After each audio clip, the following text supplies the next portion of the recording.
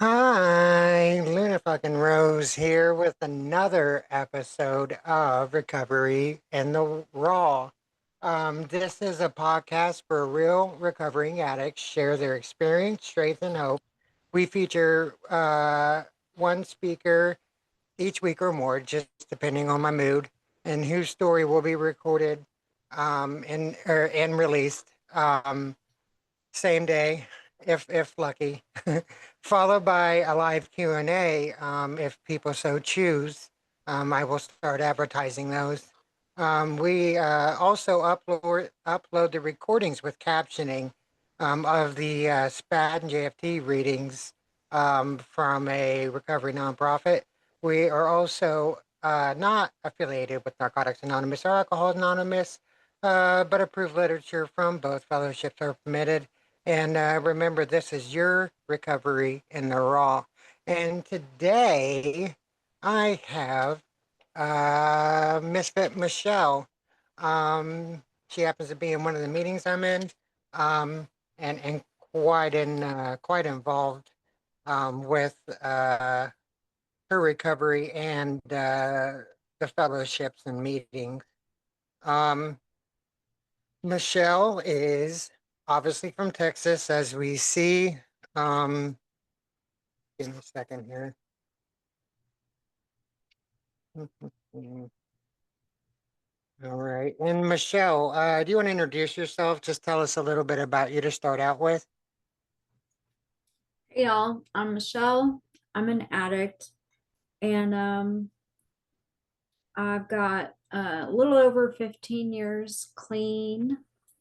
Um, I'm obviously from Texas, from Houston, and I've got three kids. I'm married.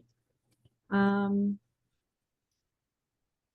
I used for about 21 years and did a lot of damage, hurt a lot of people. And most of all, I harmed myself. um, what else do you want me to say? You said you used for how long? You were a little choppy there. About 21 years.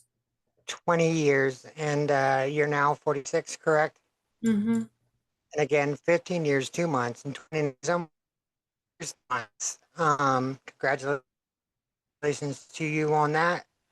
So we had talked earlier, and you stated that you started using at 1989, and you were kind of like in the suburbs and went to school and really didn't fit in with the crowd out there.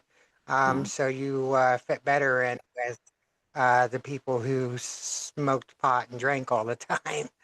Yeah. Correct? Yeah. And what was that like for you as a young kid? What How old were you in 1989? Let's start there. I was 10 and I'm an army brat and we had always lived on post. And when my dad retired, he was in the army for 21 and 22 years. When he retired and we moved to the suburbs of Houston, we were going to school with these like rich kids who wore designer clothes, and we were coming from the sticks of Louisiana where the closest mall was over an hour away. We had never heard of these designers, and they made fun of us. We did not fit in at all. And so the only kids who would even have anything to do with us were like the headbangers who were drinking and smoking weed. And um I would always try to hang out with my older sister. I wanted to be just like her, so I was always with her and her friends, and that's what she was doing, so that's what I was doing.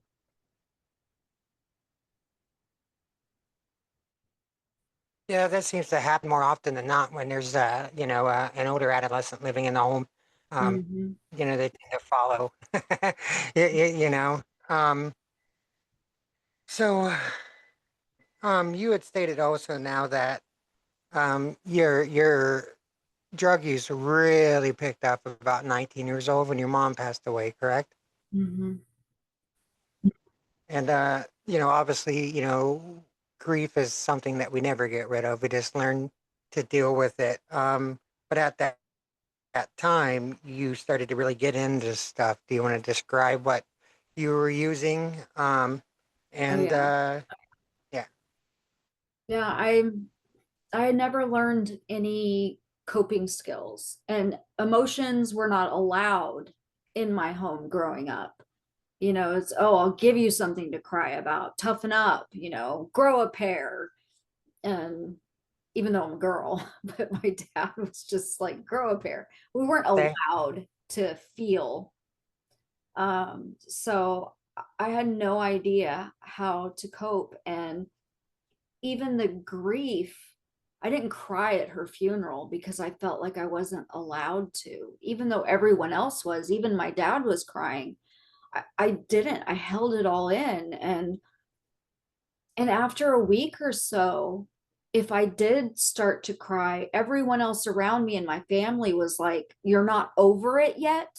What is wrong with you?" And that was just horrifying to me, that I wasn't supposed to feel anymore. And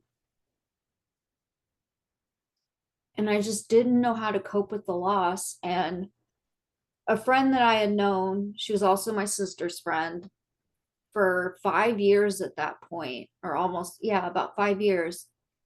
um I started hanging out with her, and she was shooting up coke. And I had been I had a bag, and I was just kind of snorting it and didn't really wasn't really getting much out of it. And she was like, "You're wasting it. You're wasting it. Let me shoot you up." And I was terrified of needles. I always had been. I would have a grand mal seizure anytime doctors or nurses came at me with needles. But she convinced me. Um, and so I remember sitting on the toilet in her bathroom, and I was looking away, and I was trying to breathe because I was so scared. Needles just really freaked me out. Um, but she shot me up, and I was like, "Ooh." And I thought right then and there, I'm never snorting again. This is how I'm going to always do it. I immediately got over my fear of needles, and I was you know, it's races. it's kind of funny. It's kind of ironic because, like, you have this fear of needles, but then you realize something, you were getting something out of it by doing it, and like just became comfortable with it because it's something you wanted. You Hmm. know what I mean? Yeah, that fear was Um, immediately gone. and so addicts are pretty good at getting what they want. You Uh, know what I mean? And you got it, and um, you know, it obviously became an issue to where your drug use um affected some of your employment history or whatever. It affected, some of mhm. your jobs, and one of which you stated that, you would quit on the spot just to go to a party, Yeah, right? yeah. I had been working um, as an assistant manager at Victoria's Secret. I really loved this job, and I had moved up very quickly, and I could envision it as a career because I was moving up so quickly, and I could see myself like moving eventually up into a district manager. I could really see it as a career until like I really got into the grips of, I mean, addiction really took over my life. It had been a problem for a very long time, but I was And really like completely controlled. And there was this party I really wanted to go to, and I had already worked 8 hours. And then the manager calls and says, I can't come in to close tonight. You're going to have to do it for me. And I was like, no, I'm not. I threw my keys on the desk and I said, you better come in because I'm leaving. I quit. And I just walked out. and I have to ask, how was the party? It was good. I had fun. I Was it am worth losing your surprised I job made it over? home because I kept hitting the curb and almost hit a tree, but I drove shit faced a lot. Dangerous. So, was the party worth your job? No, Looking back now, no, but at the time no. you just At the didn't care, time, and yeah, at the time it seemed totally that's what worth addicts do. it. Yeah, yeah, sure, sure. And a lot of this use, you know, really picked up, um, because you experienced some trauma along with your drug use. Hmm. Um, and there was a story where you had stated that, you were 16 and you took your niece like a sister to a party. Yeah. Um, and do you want to elaborate on that? I'll let you tell the details. Yeah, I had this friend. I thought we were friends, but I don't think she was really a friend. She picked myself and my niece, who was more like a sister to me because we were less than 2 years apart. We were closer in age than I am to any of my siblings. Um, she took us to this party and then she left. So my niece and I are the only girls at this party with all of these adult men that are in their mid 20s, I'm guessing. And they have a keg and we're How old are you? drinking. You're 16, right? At the I'm time? 16, my niece is 14, Okay. and we're drinking and we're smoking weed, and I swear they laced my drink because I got way drunker than I should have. I had a pretty good tolerance at this point because I drank a lot. And one of the guys was like, do you want a tour of the house? I just recently bought it. And I'm like, yeah, sure, whatever. And he led me around the house and we got to one of the bedrooms, and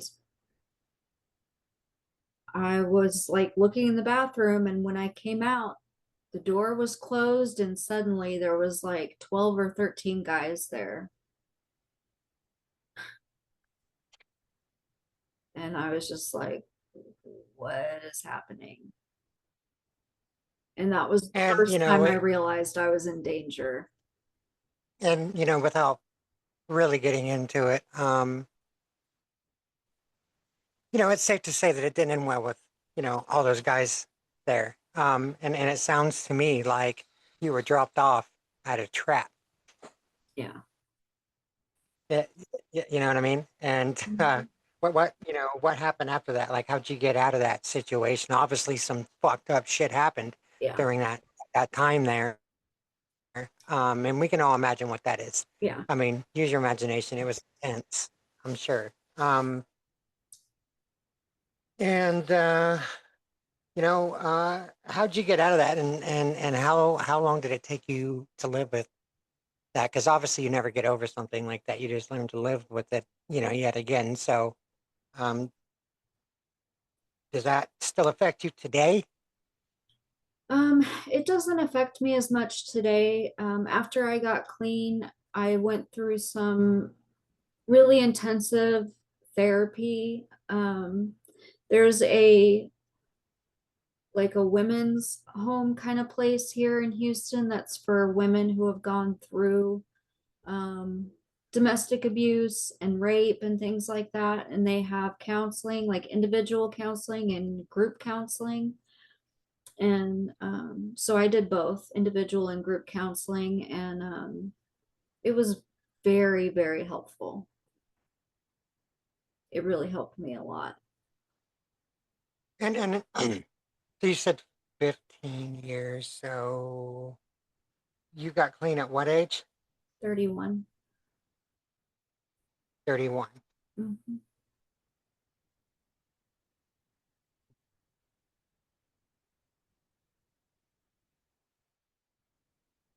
Yeah, and there's, obviously some things you never told your family. Mm. Um, and you really had no gauge of situations like that because, you were raised, quite strictly. So, I would say, sheltered to an extent. Um, but it's hard to gauge something like that if you haven't been out in the street, if you haven't lived it. Yeah, you know what I mean? And if you're, from the suburbs and you get involved with that shit, it's a scary world. And it's a scary world nonetheless. But, Yeah. so Yeah. much so, I'm sorry. Oh, I was just gonna say my niece and I were really bad at like understanding.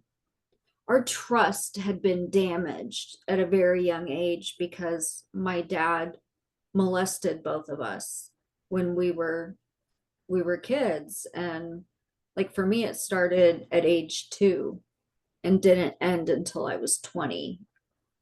And obviously, that happened at that party as well. Mm-hmm. Now that we're saying it, you were molested at the party. And, you know, um, Yeah, I started that's to sad. feel like I had victim tattooed on my forehead. Like, Well, I mean, come that's victimize sadly me. sometimes women, sometimes men, they get caught up in the world that they can't get out of, and they start um, being tricked out and sold and so on and so forth. And you had stated once that you were, I think, at a halfway house and you were Mhm. going on the bus because it was Ash Wednesday. Yeah. Um, do you want me to, do you want to elaborate on that story? Yeah, I had gone to treatment when I was 21, so this was in 2000. Um, I didn't have a car at this point for like the first time since I was 16. And I got on a bus, not very familiar with the bus system, but I got on the bus and I was going to go to church for Ash Wednesday. And I saw someone, I was in the halfway house after treatment, and I saw someone that I knew from treatment. And he said that he knew of a job opportunity and they were looking for multiple people. And did I want to go? And I was like, yeah, sure, but I have to go to church first. So he went to church with me, which I thought that was a good sign. And we go to church, and then I go with him. Figure I know him, he's trustworthy. I'm just not good Again, no gauge. at like determining these things. And he takes me to this part of town that I am not familiar with. And we're like walking around, and then he And takes real quick, me. real quick, you think, after going through some experiences like that, that you would be able to gauge. But the thing is it's hard to gauge too when you're using. And I just wanted to, emphasize on Yeah, that. but It's I hard to wasn't gauge when using at you're this point. Yeah. I had okay. about 3 months, and but I still just I figured like I kind of know this guy, and I believed what he was telling me. And so we walked to, I don't know, there was one building thing, and we go up to this guy who's in this nice car. It was like a Cadillac that should have told me something. I don't know. And he sells me to him for crack. And the guy keeps me at gunpoint for about 18 hours and sells me, driving me around, selling me to other men. And at one point, we were pulled over by the police, and I'm thinking, this is my chance. This is my chance. But he has like the gun pressed against my leg. It's nighttime, it's dark, and he has like a jacket over the gun. And he's like, don't say shit. And the cop comes over, and I'm like trying to get his attention with my face. I'm like, please look at me so I can, you can see something in my eyes, you know?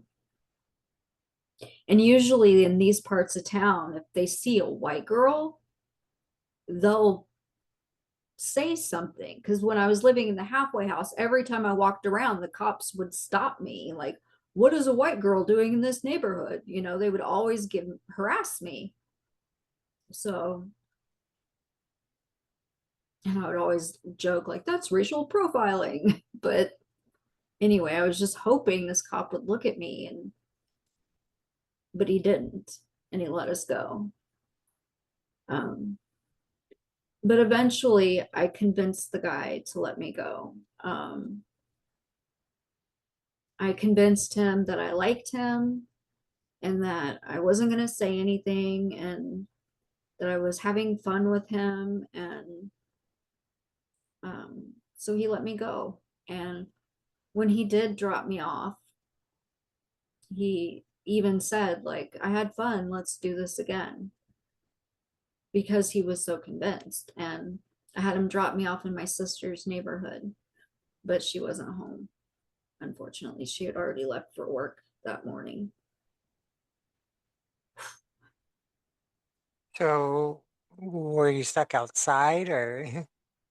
Yeah, I mean, I was stuck outside of a Walgreens, but I was able to call my then stepmom, and she came and got me. Did you relapse during that time? And I don't know if it was, obviously not willingly, but like, I mean, during that whole time, did they feed you drugs? He was like blowing crack smoke in my face. Sorry, my phone's ringing. Um, but no. I mean, See, I guess I got like a little high from that, but I wouldn't consider that a relapse. my goodness. Um, I did shortly after, like I started drinking again, but at the time I didn't think of alcohol and drugs as the same thing, so I didn't consider it a relapse.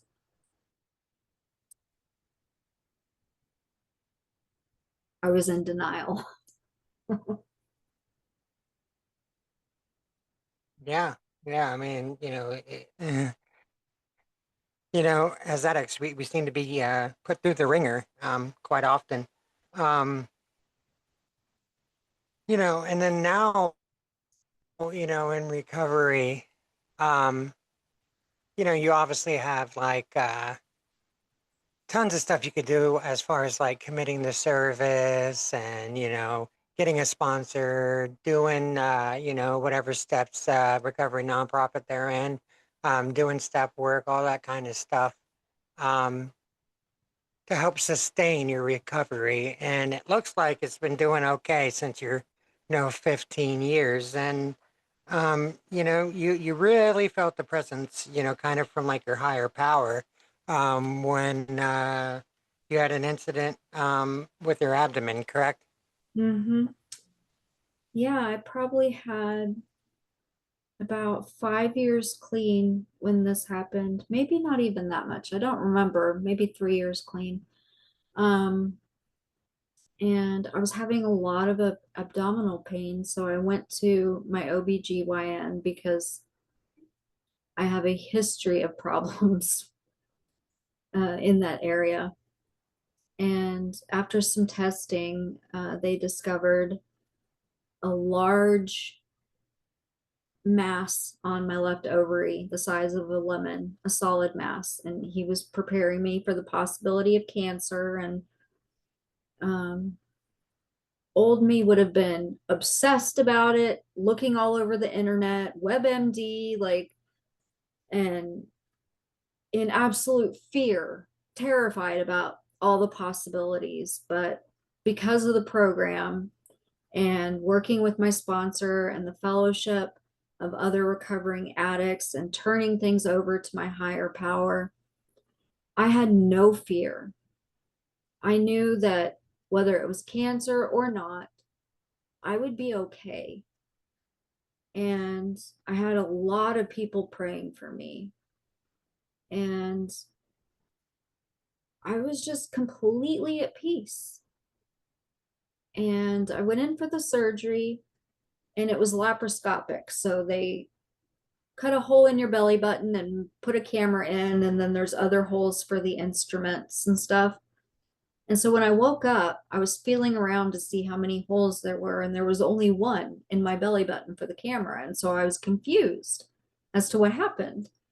And the doctor comes back after I'm a little more awake and tells me that they went in with the camera and looked, and my ovary was completely normal. The mass was gone, the ovary was back to normal size, and he could not explain it. He's never seen anything like that before.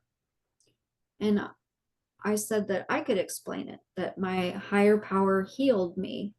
And he didn't like that explanation at all.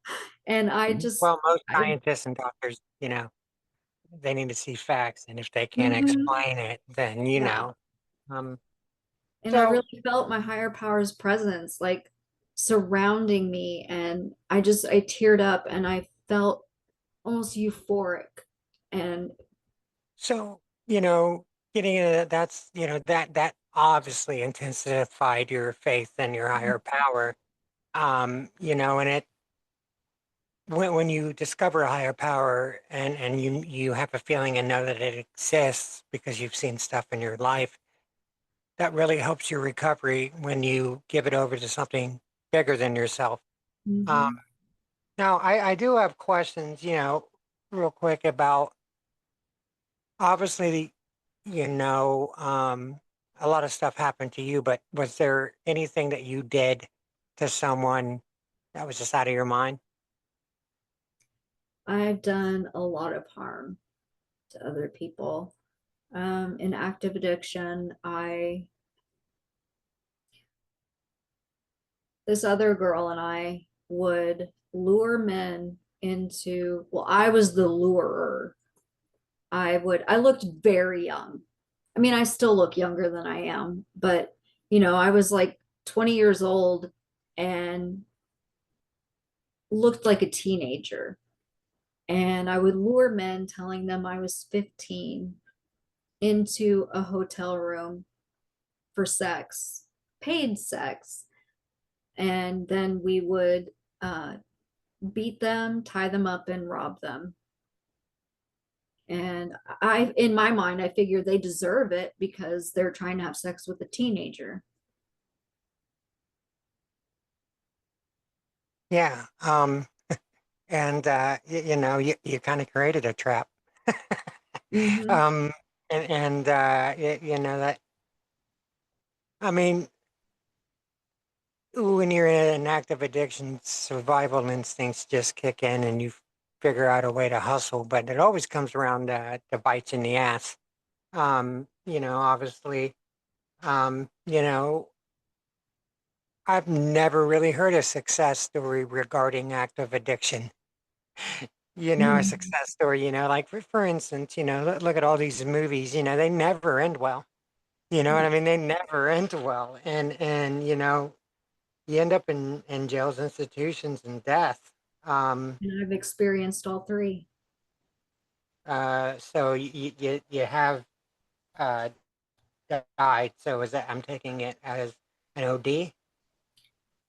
An intentional OD. I mean, when I used, I was trying to die. Like I would mix heroin, crystal meth, and cocaine together. And I mean, and there was one time I, That's quite a cocktail. yeah, I was like hoping each time, like maybe this will be enough. I tried to OD on my mom's grave, and it was like morning, and I woke up and it was nighttime. Um, but there was one time I really tried, and I took a mixed a cocktail of pills, and but my roommate found me and called 911, and I woke up in the ICU on life support, and they told me I had been dead for something like 5 minutes.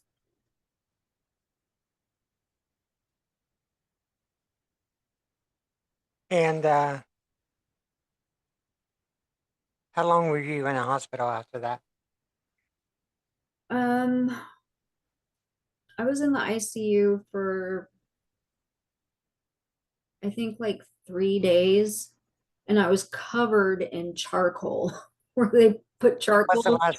in my stomach. They said um that I had fought them after they had done like CPR, that I had like I was half in and out, and that I kept yanking the tube with the charcoal. So I had charcoal all over my hair and all over my face, and they would clean my face, but then I would touch my hair again and get it all over my face because it was all in my hair, and it unless you shower, you can't get it out.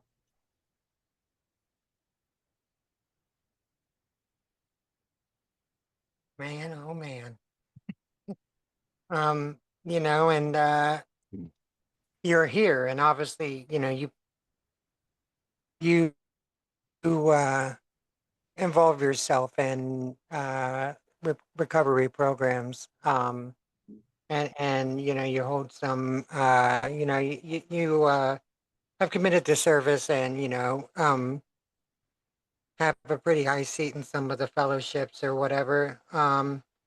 But you know, it takes a lot of work to get there, and I think that if people, you know, use that amount of work they use to obtain their drug of choice, you know, possibilities are endless when we apply that kind of effort to recovery.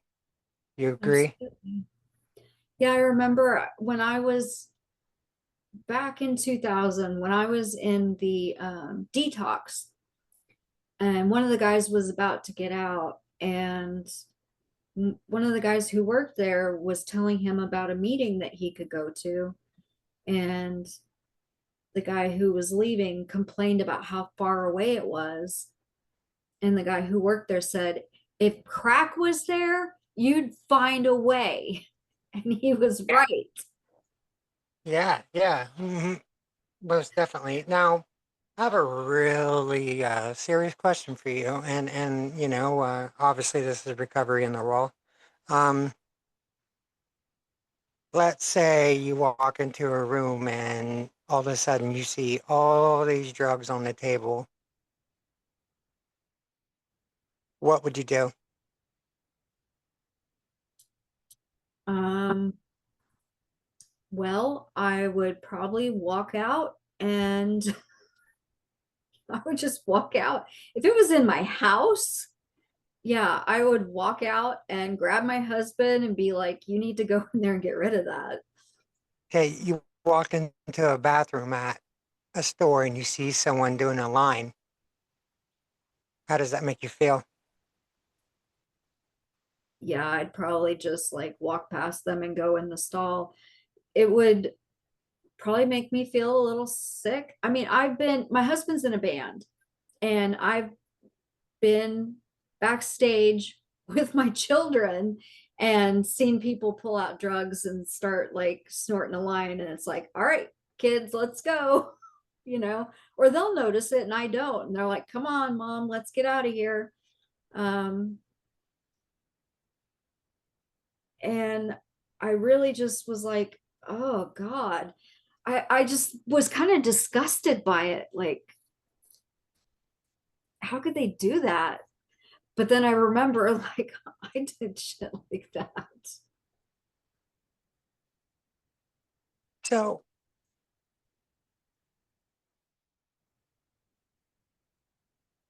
I'm gonna ask you this, how would a setback affect recovery, you think?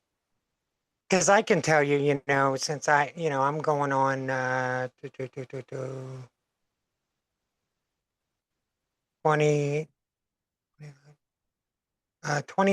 29 days.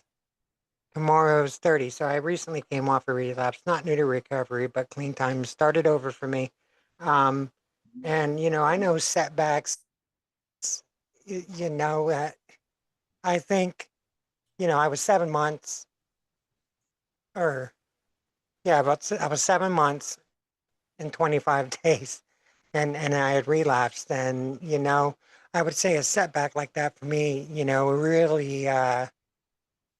really kind of made me feel less about myself, but I quickly turned my way of thinking around because I've had knowledge of the steps. And, I turned Mhm. my thinking around and was able to bounce back quite quickly. But it's not always that fortunate for others. And my question is, how would a setback, like that affect your recovery? Let's say you're 15 years clean and you relapse. Well, there's all kinds of setbacks, and they don't necessarily have to be relapse.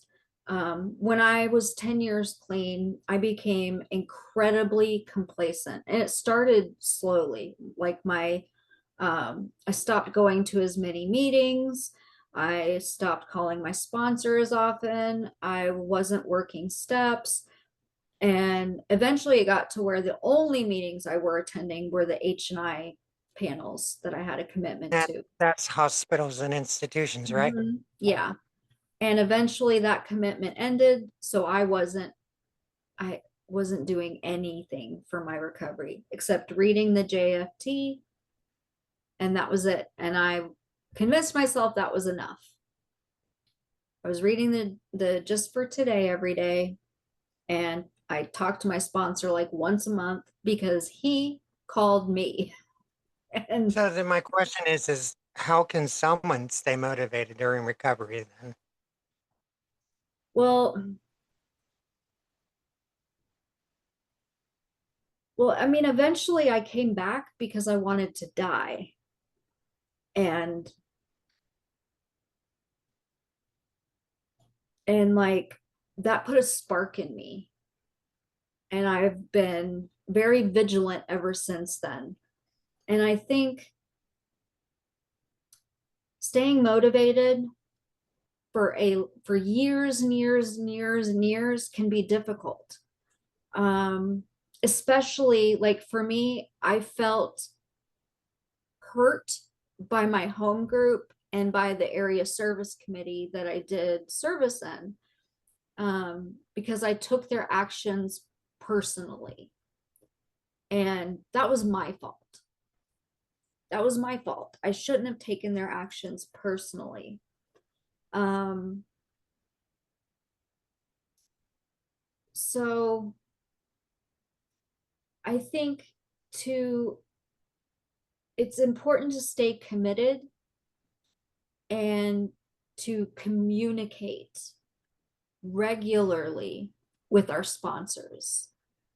Um, and vigilance is such an important principle.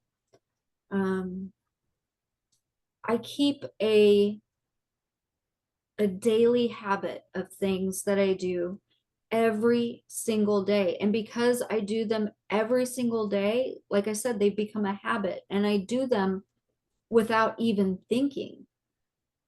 When I wake up, the first thing I do is I pray, I meditate, and I read literature from the fellowship that I attend. I then uh, check our home group chat. I have a chat with my sponsees. I check that chat and I check in with them. Then I reach out to another recovering addict. I do these things without thinking. And those are key Oh, things to do on a daily basis. they've just become part of your Mhm. everyday life. Yeah. You've And I do them incorporated these before I things. do anything else. Yeah, you have a schedule, a routine, and it's healthy to have a routine. What are some effective coping mechanisms you think recovering addicts could use in difficult moments? Oh, I've gone through some rough times over the years in recovery, and um, the key tools are the fellowship, other people, because we don't have to go through anything alone. It's going to meetings, it's reaching out for help, talking about it. When I share what I'm struggling with, then I don't have to carry the burden alone. Sharing And how did lessens the weight of it. now is that doing that for you, even doing this podcast? Yes, every time I Like talk you about talk, something, it becomes not only easier to talk about, but it becomes less less of a burden. yeah, again, as you said, pain shared is pain lessened. Mhm. Um, but the thing too is one thing that got me is it's it's okay to incorporate yourself and be active in recovery. However, for me, I took on Yeah. way too much. And sometimes we can overdo it. Yeah, just like Yeah. someone finds faith for the first time and becomes heavy in the Bible. You know what I mean? Like I kind of like made it way too much. And now I've had a chance to restructure and pace things out. And I think taking your time in your recovery is very important because it's different for everybody. Your recovery is obviously not the same as mine, you Well, know? addicts are all or nothing, and I too, after my dog died, um, I wasn't wanting to deal with the emotions. So I was doing service in 4 different groups.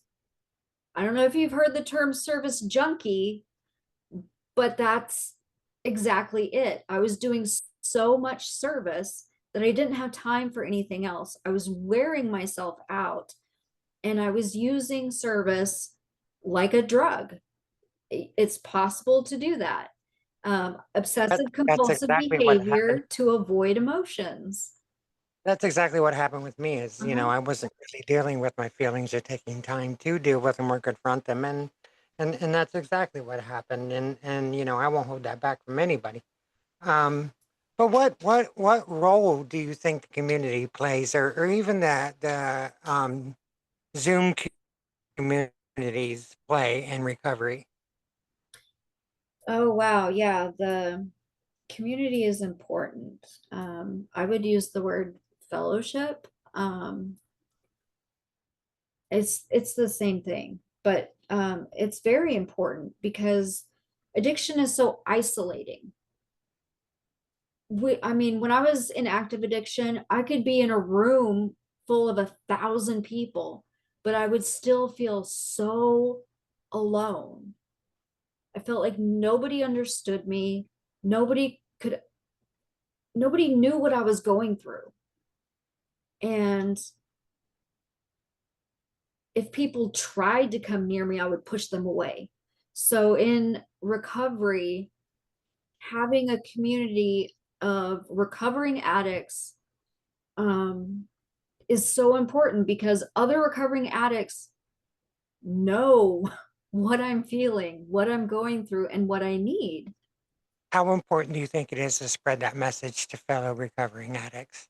I mean, how important do you think it is that people know? It's Uh, vital. it's a lifeline, right? Uh-huh. Yeah, it's absolutely vital.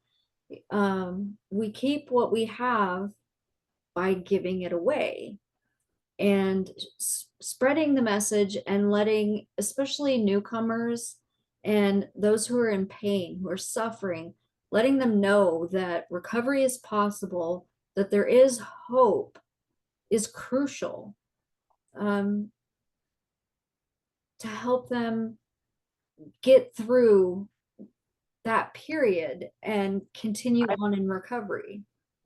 I also want to emphasize on a point that I think that a lot of people are scared of recovery because some people think they just have to give it all up at once or give it all up, including mental health medications, which we Mm, know no. need to be consulted by a doctor. No one should make any kind of medical decision on their own, or by anyone else's advice. And some people say, oh, well, if you're doing this and doing that and doing the other, you're not this or you're not that. And there's a lot of that in the meeting sometimes. Then I think again, that the ultimate disease is addiction. So, again, what you emphasize your focus on more, like for instance, because it was a service for me. So, I quickly became addicted to service. Just as someone can with their phone, with their Mountain Dew, with any of that kind of stuff.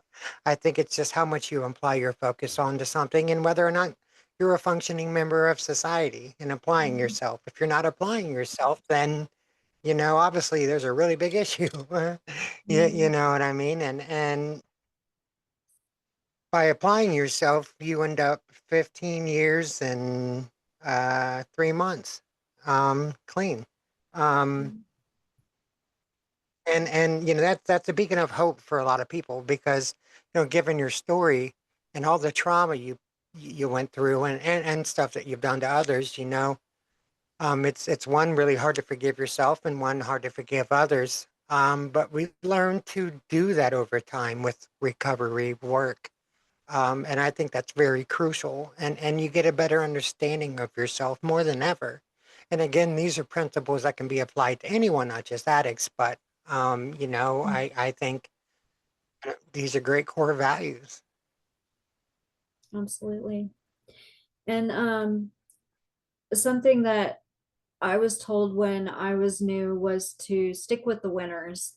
And it doesn't mean that there are losers, because if you're in recovery, then you're doing the right thing. But what that means is the people who are actively working a program, who are doing service, who are applying the principles and doing the work. Because not everyone who goes to meetings is doing the work. And let's Um, emphasize that clean time is different than recovery. recovery, yes. They are not the same. They are not the same. No, they're not. Because there's people even in our home group who have a couple years, a few years, but are not doing the work. Um, Right. If you're not doing recovery, then you're not going to benefit from it. Like, for instance, I could go to church, sit in church, and have my earbud in and not listen to a damn thing. yeah. Oh, there's And plenty it's of not people helping who me. go to church every Sunday but are not following the words of the gospel. Well, I mean, the same as with any kind of Uh-huh. faith-based or spiritual-based fellowship. I mean, it's all the same shit, but just in different principles and values. So I have to say, getting ready to wrap this up here, why is it crucial to have a sponsor? Oh gosh, even our literature talks consistently about a sponsor, but I cannot spot self-deception. So I need someone else there to guide me through the steps, uh, to help me see if I'm missing something. Um, and man, has he really helped me. There was many times where I was claiming responsibility for things that were not my responsibility, or placing blame on other people when it was my fault. If Um, you were my sponsee and I came to you and I said, hey, I'm on Suboxone or methadone, but everyone else is saying I'm not clean, what would you say to that sponsee? I'd say fuck them. If you're taking it as prescribed by your doctor, then you're clean. Well, I mean, yeah, and again, technically you're supposed to have 2,500 calories a day, but it's up to you if you go way over that. You know what I mean? So, and I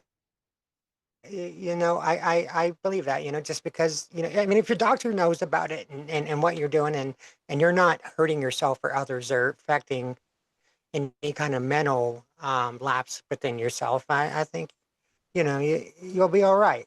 Um, And it's not the end of the world, and recovery is nothing to be scared of, and it's not a boring life. In fact, it's a better life than what anyone's had before if they do recovery, Oh you yeah, I know? have so much more fun clean than I ever What do did they when call I was. that? Can you tell us what they call the pink cloud? Oh, the pink cloud. Yeah, that's like this kind of happy, euphoric period in recovery. It's usually early in recovery, um, when life just seems so great and wonderful, because it is, and uh, Well, better than any addict's ever had before. And I think that's why that pink cloud exists, is because we're not used to that at all. yeah, You know what I mean? And for things to be going right, uh-huh, you yeah, know. because we're Um, doing the right thing for the right reason, and so so things are going well. when you have multiple, now, no, that's what I call a winner. Uh-huh. If you have multiple people, that are on this pink cloud, and say a newcomer comes in, and everyone's got their own little lingo, they all know each other, and this newcomer comes in, it can sometimes feel very uncomfortable because everyone is so clicky that you feel like an outsider. But with a lot of meetings, I think people are becoming more heartfelt than ever before, and I think they're more welcoming now because society is changing and views are changing, and I think that plays a big role in recovery and acceptance of just anyone, and Mhm. anyone can obtain recovery just like anyone can obtain faith, whether you're a serial killer, you're, any kind of criminal or any kind of offense, you're available to have recovery. Doesn't mean that you don't deserve it. That's something you take up with you and your higher power. But everyone can obtain this. Mhm. Um, and it's just a matter of applying oneself Yeah. and turning to the community, because and identifying your manic states and your pressure points and your stress points and stuff like that. It's very important, especially to discuss that kind of stuff with your sponsors so they can look out for things like that. Yeah. You know what I mean? um Oh yeah, I was absolutely insane when I got clean. I was so crazy. My husband told me like when he would open my bedroom door, he didn't know who he was gonna find, who was gonna come at him. He was always apprehensive and a little terrified.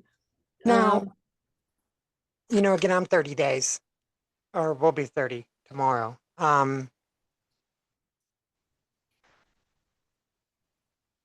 We put people through a lot when we use, but, like, for me, like, being here, luckily I didn't have that terrible of a withdrawal, but I've had pretty bad withdrawals to where people around me are affected because I'm detoxing, and it's changing I get irritable. I might think I have crawlies on me, that kind of thing. And it's very hard to be with someone, who is in, active addiction or just starting out to recover. It really plays a big role on someone else's support at that time, mhm. as a newly recovering addict, um, or coming off a relapse. It takes support and comfort as opposed to ripping someone apart, um, because we're already beating ourselves up. You know what I mean? Because we relapsed or whatever. Um, but I think communication is key. Um, and to not beat around the bush and to really say, hey, I got a fucking problem. You know what I mean? Like, in a lot of meetings, Yeah. they have what we call a burning desire, and some people get up there and they just, better to share it in there instead of out, better to burn it in there instead of out there. And Mhm. just that, there's hope, and there's so many other options you could take other than the one that I chose, you know. you know um but now I'm back in the game, and it's very important to take it one day at a time, quite literally, correct? Absolutely. Well, and sometimes relapse is the jarring event that brings about a more rigorous application of of the principles.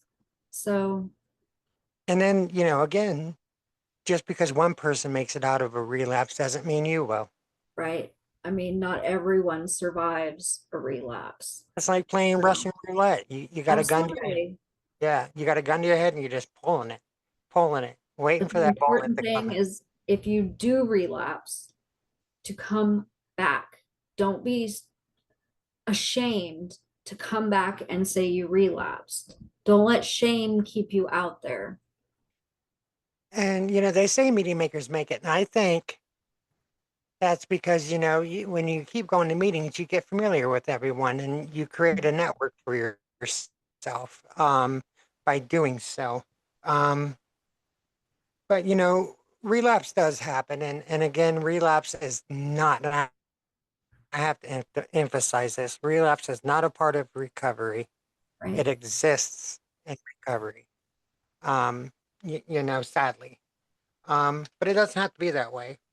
And you don't have to be in a coffin where your family looks at you. Exactly. I've been to too many funerals. Well, I've lost two biological brothers to OD. So, um, if